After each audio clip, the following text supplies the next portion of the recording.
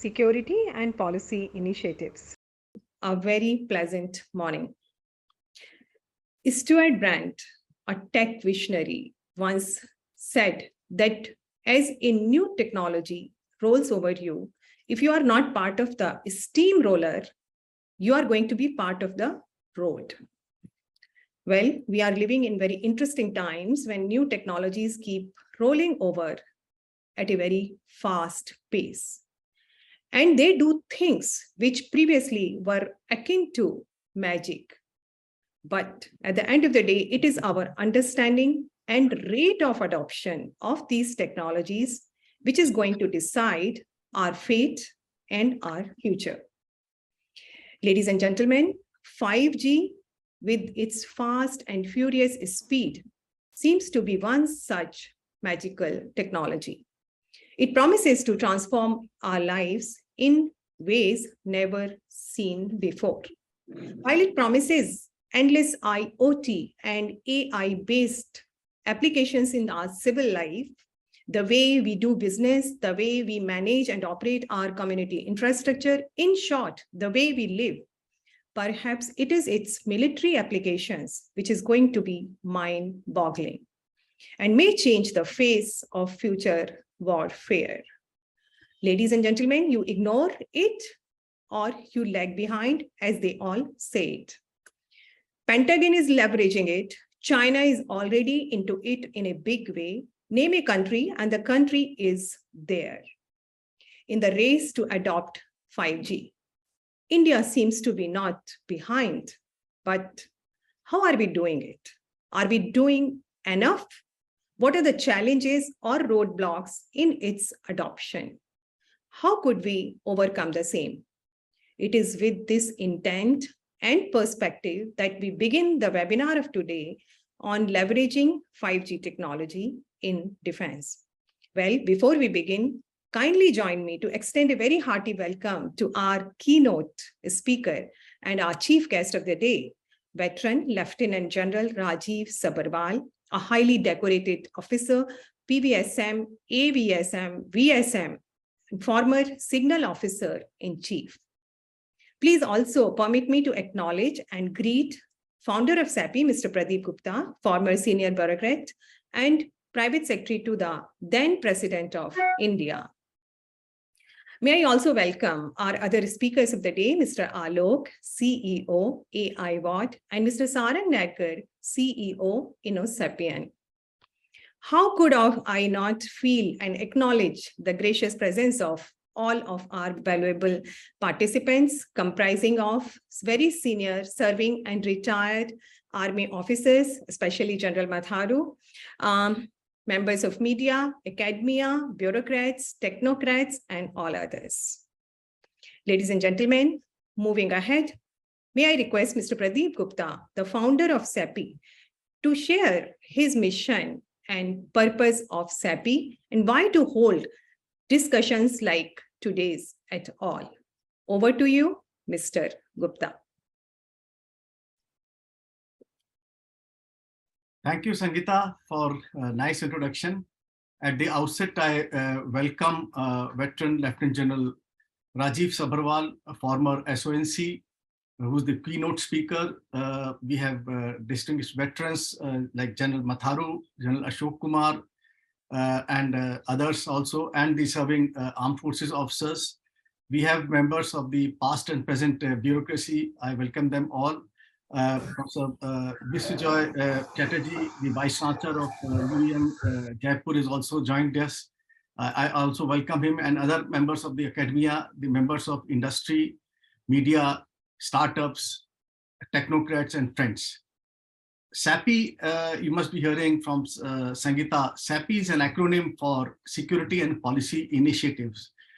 A think factory, what we call it, set up in October 2021. It's hardly 14 months old. And with the objective to develop, to produce, disseminate knowledge and information. And our mission is to help develop feasible solutions in the realm of transfer of technology, broader management, and public policy. SAPI, aspires to be a pulsating platform forum to synergize expertise, experience, and best practices, etc., on a single platform. We also aspire to deepen the capabilities of the country in the defense production, developing strategic framework for border management, besides going for reforms in public policies. How do we achieve? We do it through activities like webinar. We have been hosting articles, blogs, discussions, etc. on our website also. We have a YouTube channel also, wherein we have uploaded roughly 16, 17 YouTubes, and more are to come in the pipeline. They are there. In this journey of 14 months since October 2021, we have seen a very good response from the viewers and stakeholders like you all. We have also been receiving encouragement from eminent dignitaries like ex-Defense Secretary Mr.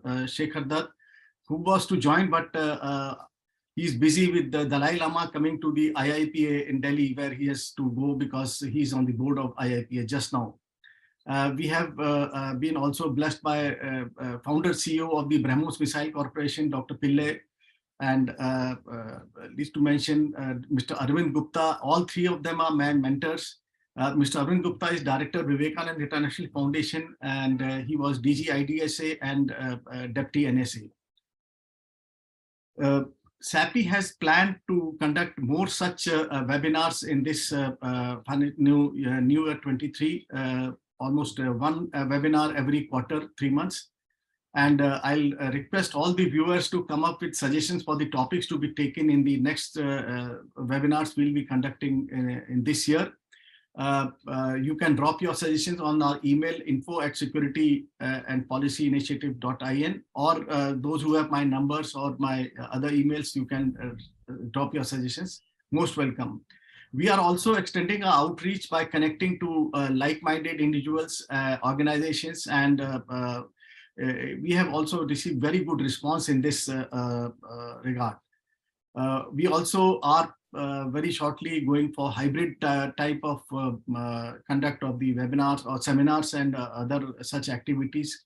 Besides, important is that we are also planning to undertake research activities solely or in partnership with some organization. And another feature what we have last year thought of, but we couldn't go ahead, is the going for dialogues and monologue. And in that, I would also request all the stakeholders and the viewers to send us a clip of their videos on relevant topics which are in line with our mission and vision. We'll be happy to host it after reviewing the same. And last is that why did we choose this 5G for defense? 5G has been recently launched in October. 5G will be, I firmly believe, will be a game changer to large extent in certain domains of the armed forces operations, and also in their other functions. So we must make full use of this technology. That's why this webinar is being organized to trigger a sort of food for thought for all the stakeholders and whoever wants to contribute in this field. Thank you. Thank you. Over to Sangeeta. Thank you, Mr. Gupta. They say somewhere something incredible is waiting to be known. I would say there is so much incredible knowledge just waiting to be discovered and to be known. And SAPI's efforts with purpose and purpose are surely a right step in that direction. Ladies and gentlemen, 5G has been the biggest buzzword of last decade. They say of centuries, but surely of last decade. It is expected to improve many aspects, as I said earlier, to our lives, our society in a very dramatic way, though its full impact is yet to be seen. But what is 5G? Is it just a buzzword? Or is it a real game changer, as Mr. Gupta said? Before we listen to our main speaker on the subject, may I request now Mr. Alok Tiwari and thereafter Mr. Nerkar to give their insights, research-based insights into various dimensions of this very interesting technology. So over to you, Mr. Alok Tiwari. Thank you, ma'am.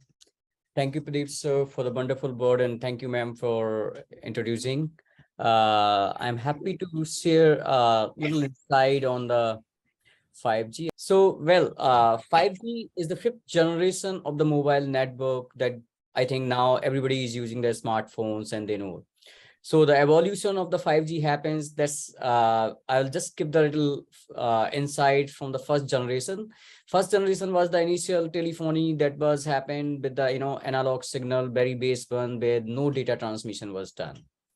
Then we evolved with the second generation of the mobile network. And the second generation of the mobile network that came into the picture in 1990s. And that is the time then the data transmission started. And that was the first generation with the digital data transfer mode.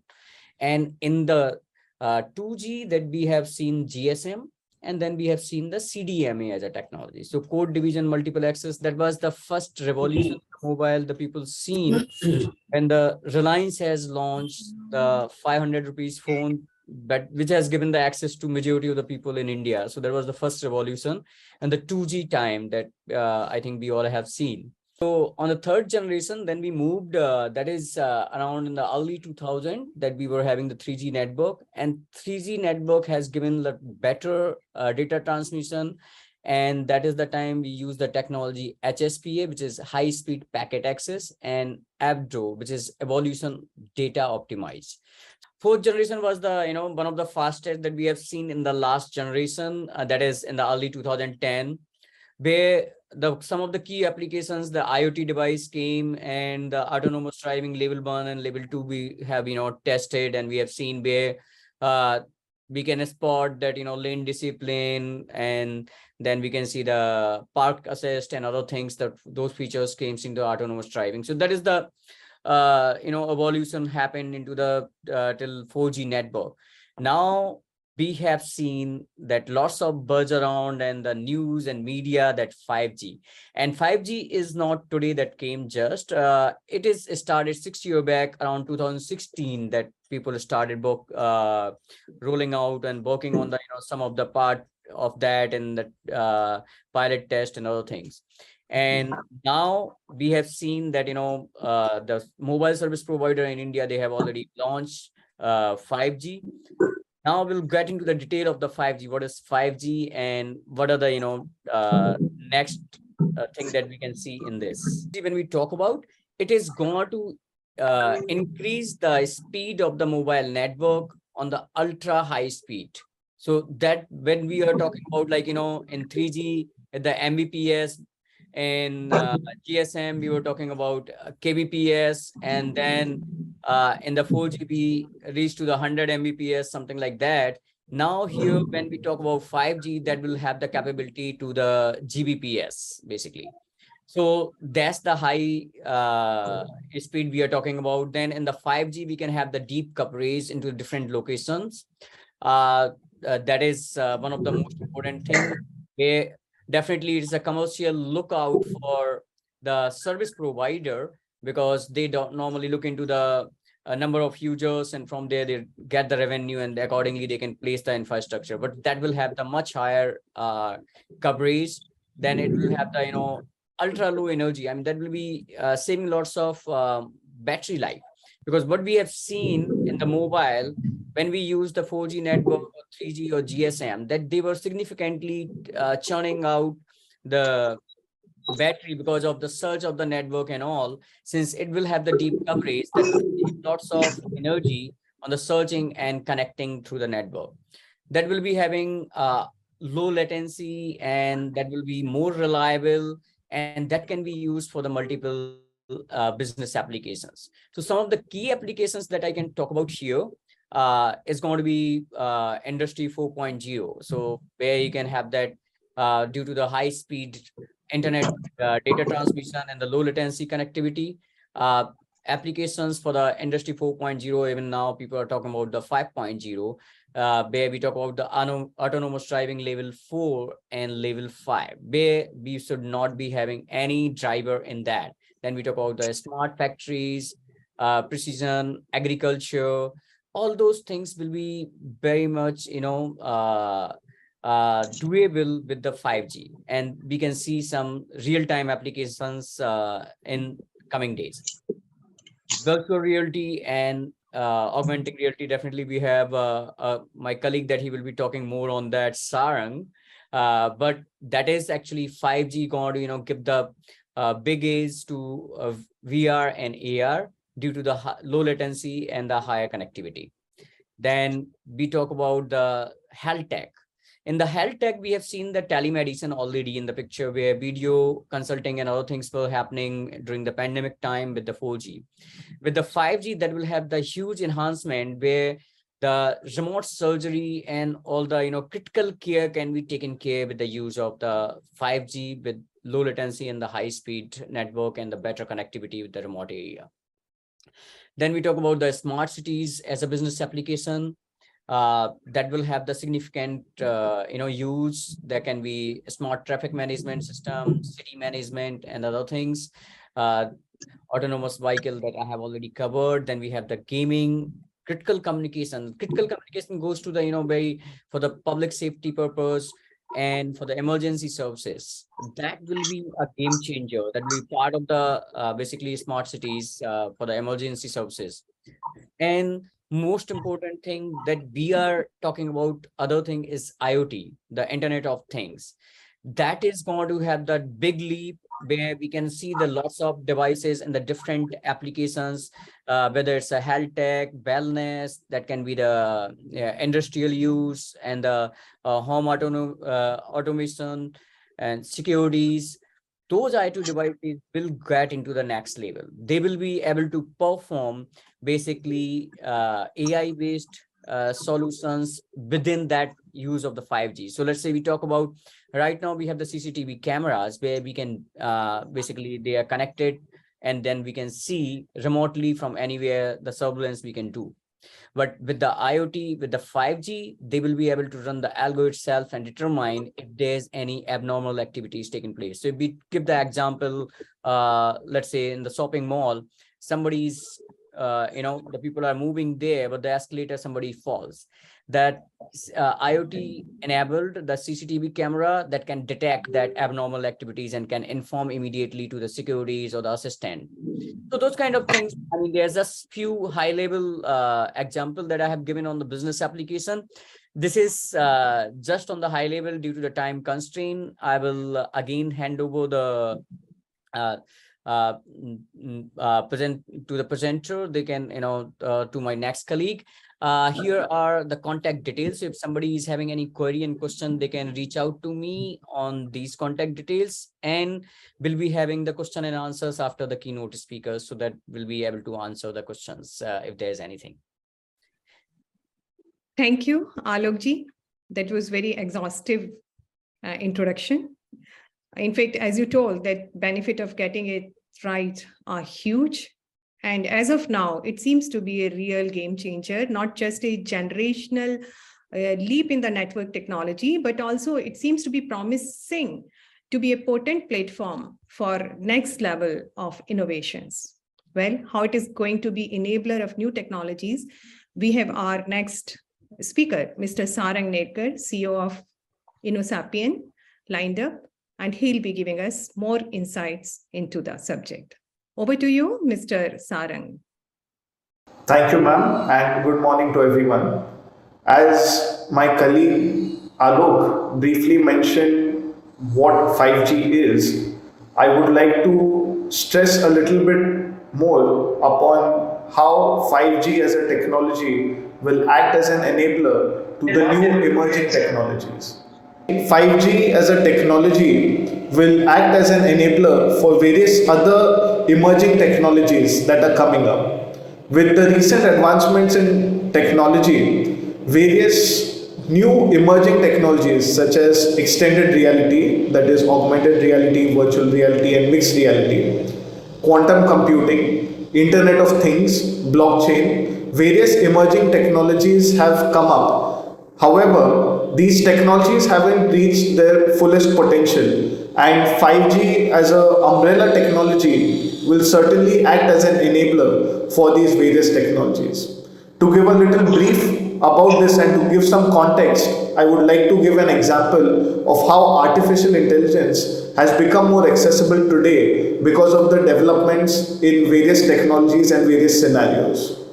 One of the key limitations of artificial intelligence while being conceptualized a few decades ago was the limitation of complexity in computation. That is, having a lot of computation that needs to be done on a processor.